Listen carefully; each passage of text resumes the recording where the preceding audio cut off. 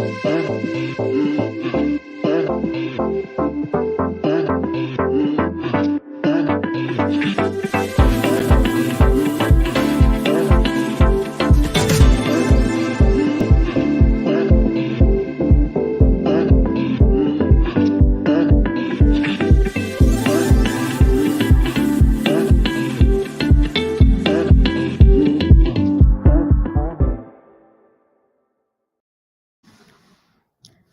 everyone and welcome to another episode of the March 8th show.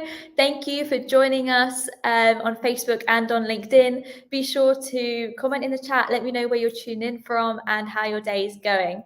Of course, a happy July 4th to our American audience as well. I hope you all enjoy your celebrations. I'm sure you're having the day off doing something probably more exciting than a day at work. So jumping into today's discussion and today's show, we do have a special guest later, which actually relates to the March 8 live event that we had just a few weeks ago. Today's show is a bit of a follow-on from a panel that we had there. So March 8 Live, for those who didn't get to attend, hosted Women in STEM as part of Tech Live London. Here it is. And I wanted to give a brief shout out to our amazing speakers across the two-day event, including our special guest host, Tanavi, who absolutely killed it on the second day. So there's just a few pictures of the day. We're super excited to share those with you. We think it was a really amazing event. And it was so lovely to meet everyone as well.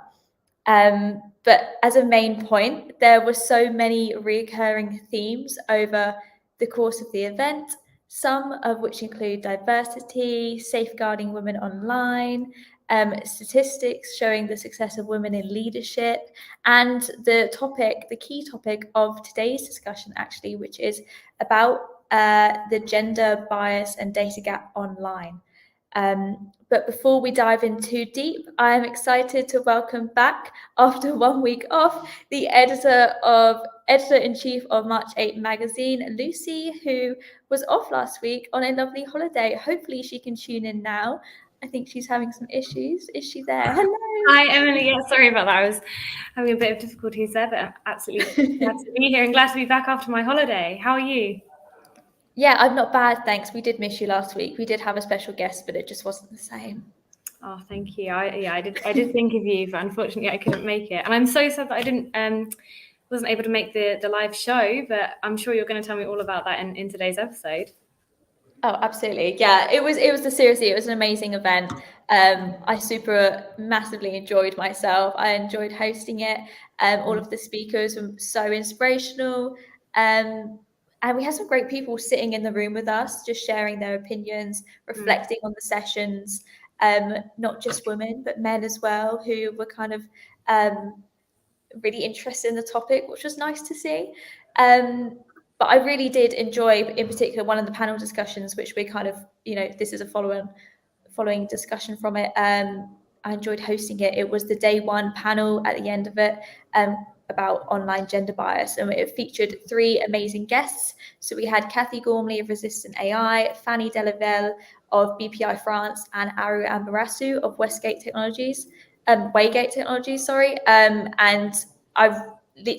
we overran by like 15-20 minutes because we were just in such conversation with the audience, with each other, and it was amazing. So if you're interested in actually watching that session, it is now available on demand, and you can click the link in the chat. So it's a nice little preview, sneak peek into how we run our events and the type of conversations we're having.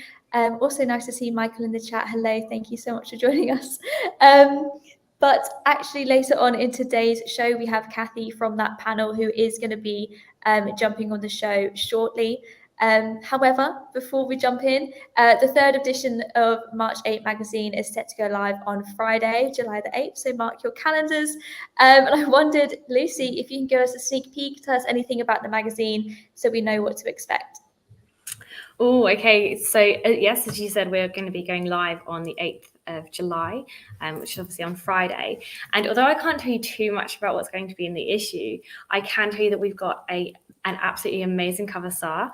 And I would say that this issue is actually my favorite one yet. I think it looks absolutely amazing, but most importantly, we actually cover a lot of different topics which affect all women. So whoever you are, whatever you do in life, whatever you do for a job, we cover issues that will affect every single person, every single woman. So yeah, it's really, really exciting, and I'm really excited to actually share it with everybody.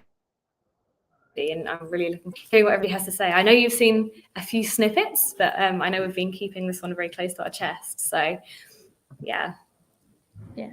Is there anything else you can share with us? I'm dying to be able to finally show everyone the cover, but is there any sneak peeks, anything you can spill? Well, I can't say too much, but all I can say is that people that watch Netflix are probably going to recognize her. She's a very inspirational businesswoman, and she's absolutely lovely to speak to. She was an absolute delight, and I think the cover is the best one yet. And yes, the few people that have actually managed to see it around the office have all said how amazing it is and how they're really looking forward to reading her feature. So yeah, that's all I can say right now. But the only other thing I can say is just put it on your calendar and make sure you tune in and have a read of the magazine on Friday. Absolutely. I do think as well we have a little sneak peek coming up. Don't know if we can just get that on the screen. Just some images to tease you, to let you think about who might be our cover star for our next edition. We look forward to being able to reveal it on Friday, but for now, that'll stay a mystery. So we actually are going to jump into an ad break relatively soon. But as normal, we have a poll that we want everyone to vote in.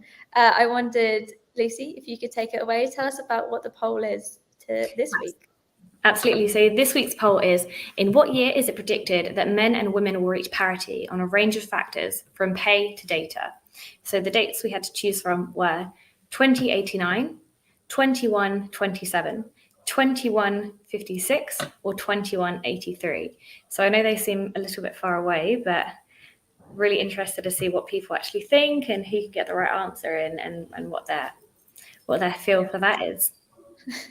Yeah, it's a little bit scary, isn't it? Because none of them are the answer that you want. So like none of them are close at all. Exactly, yeah. It's scary to think of dates like that, isn't it? Because it's like they're so far away, but you never know.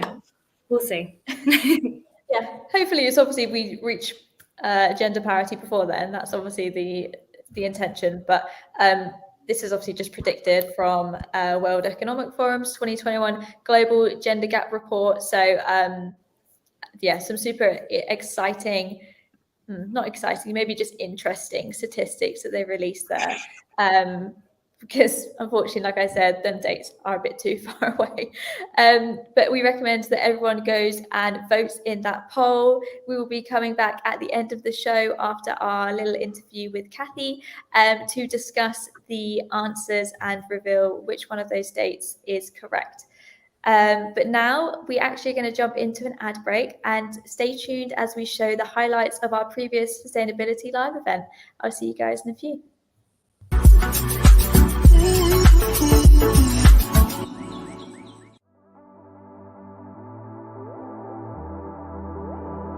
Good morning, everyone, and welcome to day one of Sustainability Live.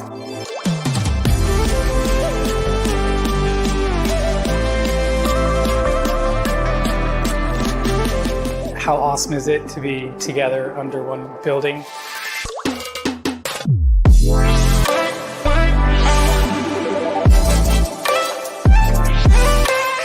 61% of the world's population don't have access to waste management infrastructure or recycling infrastructure.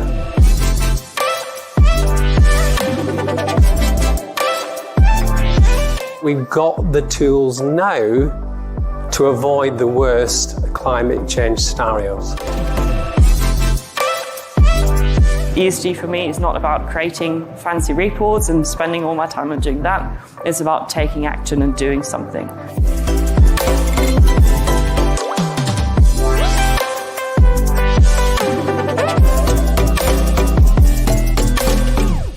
It's great. It's a great event, very professionally done, and it's wonderful to be able to network with leaders from around the world. It's a very cool venue, and it's just behind our office, so that makes it perfect. Oh, it's superb. I mean, I hadn't expected the volume of people that we've seen today, so it's great to be back physically meeting people. We've had some really interesting discussions and heated conversations this morning that's evolving the way we think.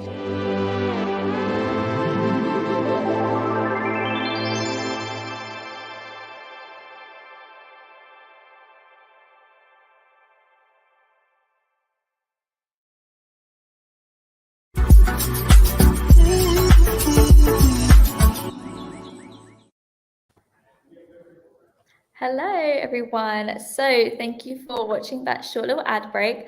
Of course, that was our previous sustainability event that we hosted back in February, but we're excited to announce that we will be joining the next Sustainability Live London, hosted at Business Design Centre on September 7th and 8th. So March 8 is actually having a stage there to discuss women in sustainability, ESG, diversity, and many other topics. So we're super excited to be part of that. You can get your tickets right now. They are available for registration. So we recommend you check out Sustainability Live. Just Google it and we pop up. We should be the first results. So we look forward to seeing everyone there who couldn't make it to the previous event, whether that was due to the train strikes or not. Anyway, moving on, we are now into the interview session of today's episode. So as I mentioned, we had Kathy who is joining us. She was on our panel at the last March 8 show discussing gender bias online. So we're super excited to kind of extend that conversation and welcome her back.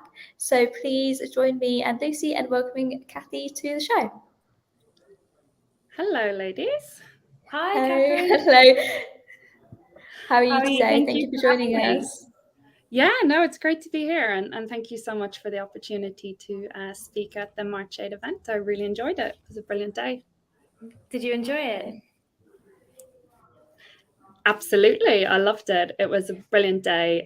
Learned a lot from my fellow panelists and from the other discussions. So yeah, it was a brilliant opportunity. Great discussion. And yeah, as I said, I learned a lot.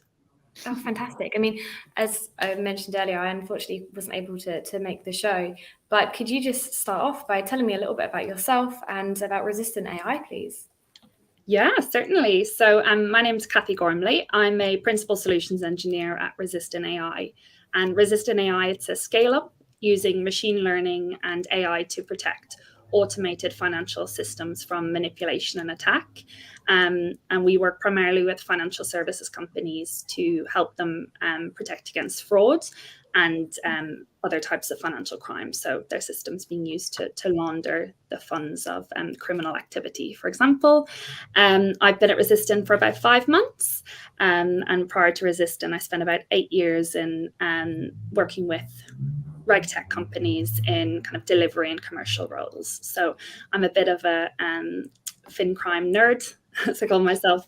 So yeah, that's me. And I'm London based. So I'm currently in very sunny London today. Oh, wow. Yeah, we can't relate. It's literally so gloomy here in Norwich. So classic. But anyway, I think, like I said, I really enjoyed our panel discussion a few weeks back. Obviously, it was all about gender bias online, and I think we probably dipped our toes into so many topics, but I wondered if you could kind of give us a brief introduction to gender bias for those who don't know, and how exactly does it live in the online world? Yeah, certainly. So I suppose to start with gender bias first, this is the tendency to prefer one gender over another, and this unconscious bias is something we see quite often in our working lives. And what we spoke about in the panel was gender bias and how this lives in the online world. So we talked about how internet shapes how we see the world, and of course we shape the internet. And if women are underrepresented online, that means of course that they can be therefore underrepresented in the public space, in the workplace, etc. So of course the internet really amplifies the gender bias we often see. And my fellow panelist Fanny gave some really hard-hitting statistics in which only 1 in 3 people online or mentioned online are women. So imagine again a world where only 1 in 3 people are women, and that is the online world we live in. She actually gave another really hard-hitting statistic, and it was with regard to Wikipedia, and how only around 18% of the profiles represented on Wikipedia in the English language are actually female. So that's just the issues that are present in this online world. And of course, we shape this world, but we're also influenced by what's online. So there was a significant amount of discussion around the challenges that this online world creates. And I suppose the power of the internet means that it can really amplify our biases and society's biases, particularly around gender. God, that's awful, isn't it? I mean, I can't imagine a world where there's only 1 in 3 people are women. That's awful, isn't it? It's so scary when you actually think that's it. I know the numbers. Yeah, and you'd never really realize it, would you? So, from your research, how do you believe that AI can actually reduce this gender bias? Yeah, I'll just pick up on one of the things you say when you don't even realize it. And I think that's one of the powers of AI. It's kind of allowed us to see the world online, like take all of this data and really show us the biases that we have as humans, because we're creating that online content. So I think that's one of the really powerful things about artificial intelligence. It's able to take that data and really show us a mirror of what we are as society and these biases that we present. So whilst AI has the power to perpetuate the bias online, and that's actually a discussion we spoke about, or a topic we spoke about a lot at the event, it does play a role in, or it can play a role in reducing gender bias online. I think, as we think about gender bias it is again the online world reflective of what we are as humans. And I think it's actually harder to change the underlying problem with ourselves as individuals reflecting these biases than it is with potentially artificial intelligence and the data. So I think that's a smaller challenge in comparison to the challenge in changing society and society's views of gender.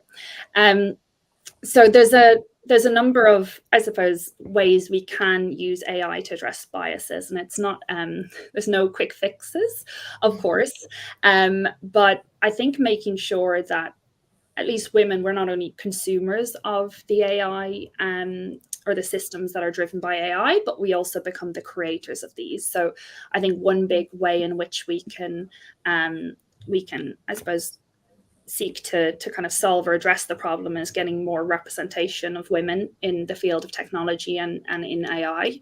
So, getting more women within that cycle, whether it's the collection of data, whether it's the development of these models, but, the AI systems or AI-powered systems are being built by a very homogenous group of individuals, and that's a problem in itself. So I think one thing we can do is try to increase that representation and increase women in the field, so that, again, we can try to address these biases before, they get into the systems and then really amplify and grow that problem, because that is the exciting thing about AI, but also the scary thing. It has such power and potential. So I think one key thing we can do is try to increase the representation of women within the field and across that life cycle.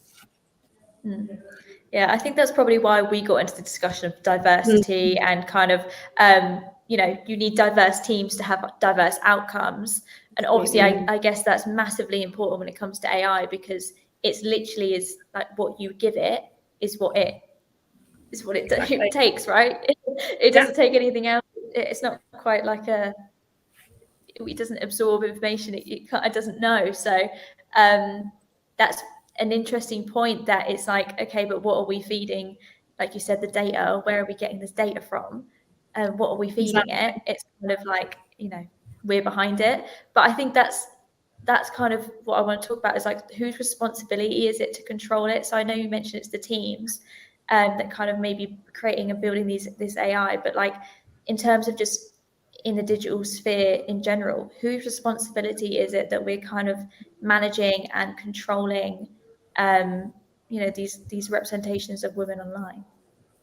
Yeah, and I think I did cop out of that question last time. I think it was all of our responsibilities, which it is, of course. But I think organizations, I suppose, deploying these systems have really two responsibilities, as I see it, and it's one responsibility of promoting gender equality in the AI life cycle. So in all aspects of the delivery of models. I think that's one area, and having initiatives or focus on trying to increase the gender balance. And the second is having appropriate ethical and governance models around the whole life cycle. So that's from everything from the data to the individuals designing the systems, having awareness of how biases can feed into these systems. And I think awareness is the first step. And I think we are now aware it's a problem, but we need to make sure that we have controls and measurements in place to ensure that we're not perpetuating it. And there's also, of course, internet giants have a massive role to play, right? They have huge power and control over what we see in the internet. And I think, there is a push and I think a demand from society to hold those organizations to account. And there's actually been legislation released by the European Commission around regulation of AI, similar to kind of GDPR. So it's ensuring that organizations have controls in place, and there's fines in place for not having certain frameworks and governance models. So I think there is a move to try to regulate those organizations as well, to make everyone responsibility for the systems they produce and the products they offer, particularly where artificial intelligence is in play. So it is everybody, but there's some organizations and that play a critical role that really have to be held to account. And I think a regulatory framework is a good start to that. Yeah. Oh, don't know if Lucy's frozen or if she's just smiling, but I was going to say, I mean, this is all massively interesting to me because it's kind of an unfamiliar world. So, but yet I am still absorbing it. So like, I don't have anything to do with the back end or, what gets uploaded to Wikipedia and all these data that gets uploaded to any AI models. But yet we're the one that kind of receives it and has that negative impact. So it almost feels like, is there anything I can do? Like, is there anything that maybe these conversations are just a start, but I don't know if you had anything to share about that. It's a really good question. I actually, after the panel, I went and I looked at, Fanny's, she has a website, I think it's called Make It She, and it relates to content online and how many times men or women are referenced. And I actually went on her website and looked through it because I was just fascinated about what she's created. And she actually had a few actions, so I'm going to steal them. And one of them was, find a woman that you're individual you're inspired by, and that's not on Wikipedia, and write a Wikipedia article. And that was like one action that she mentioned. It was like, you can create Wikipedia pages for individuals, and she had a list of actions, and that was just one. I was like, oh yeah, you could do that, and to increase the representation. But I think it's an awareness and asking questions. There's been so many studies around, the use of AI in recruitment tools and, what you see online, job postings. And I think it's like we all often have interactions with teams internally on the systems and tools we build. And maybe it's just asking the question. It's just like, is this fair? Are we thinking about, these kind of ethical questions around biases, not just gender biases, but being able to ask those questions in those forums, because it can just start people thinking about it and saying, actually, that isn't something we considered. So I think that's potentially another one. It's just asking the right questions where you have a seat at the table in kind of product development or these types of things. Oh, I think that's lovely, and I really like the Wikipedia idea as well. I think I'm going to do that. Me too, actually. I haven't done it myself, so I need to go away and think about it. But yeah, we'll see lots more profiles popping up, I'm sure. Yeah, I mean, I'd like to think also that March 8, we're doing our bit for writing solely about women as well. So hopefully we're helping to boost the stats, right? Yeah, I was going to say our website would probably be like 90% women and maybe 10% men, if not more. Yeah, if not more. Yeah, but that's the way we want it. So exactly. Awesome. Right, so I guess we could just wrap up our Q&A here because we actually only have 5 minutes left of the actual March 8 show. So I just want to extend a huge thank you, obviously, for firstly joining us at the show and for joining us today to continue our conversation.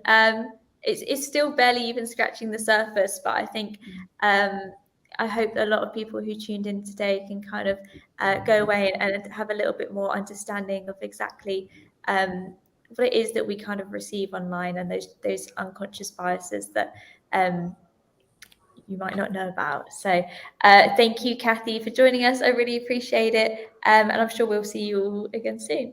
Yeah, thank you for having me. I really appreciate it. And have a great rest of the week. Thanks, Kathy.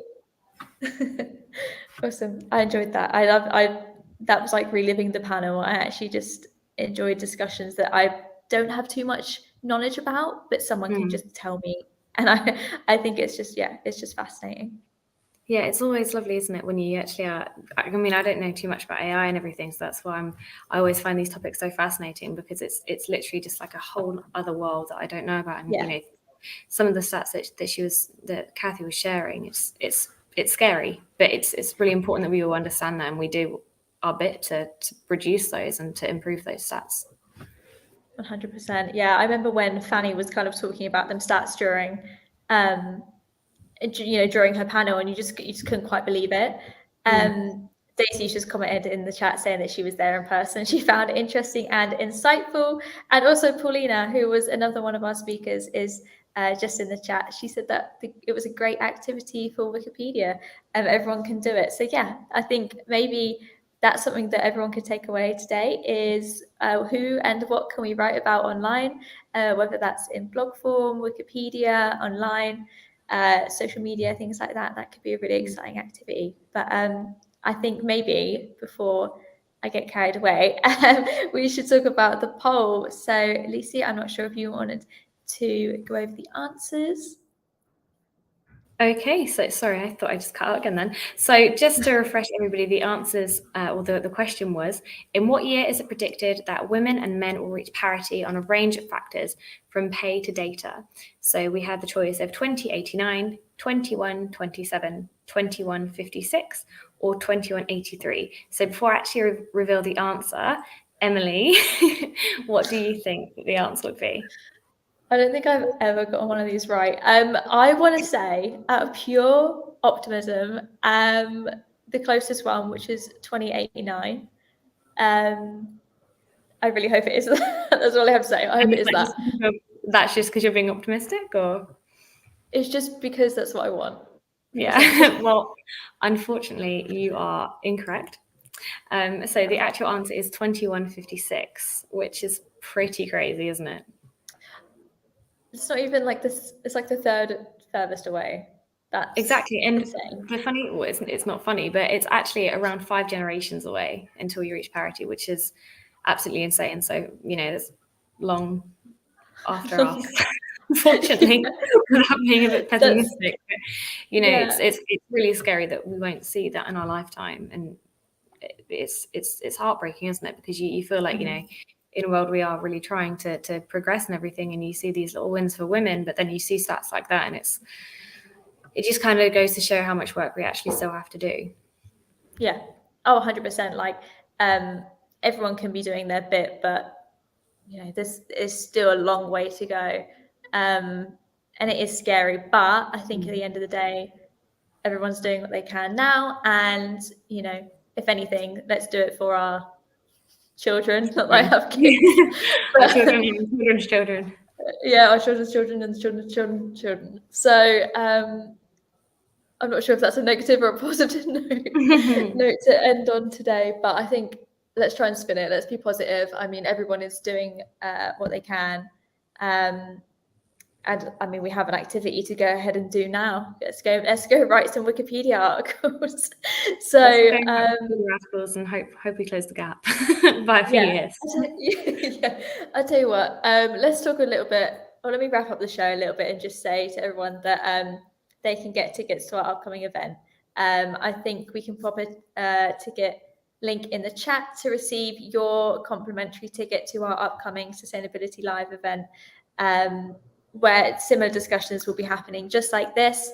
Me and Lucy will both be there enjoying the day or hosting the stages. We aren't sure yet, but I think let's just get people involved. Let's try and I don't know, let's open these conversations and see what we can do just with the power of our voices. So hopefully that's a more positive note to end on. But I just want to say a huge thank you to everyone tuning in today. Don't forget to come back in 2 weeks' time, where we have another show, and of course on Friday the 8th of July, where we have the 3rd edition of March 8 magazine launching. So stay tuned. If you're signed up to our newsletter, you will receive an email. If you're on our socials, which you should be, make sure you're following. It will be posted all on there for you to check out, share, and get excited for. We cannot wait to share this cover with everyone. So yeah, just to wrap things up, thank you everyone. We hope to see you all soon. The ticket link is in the chat. We hope you have a great rest of your week, and yeah, have a good one. Thanks everyone. Bye.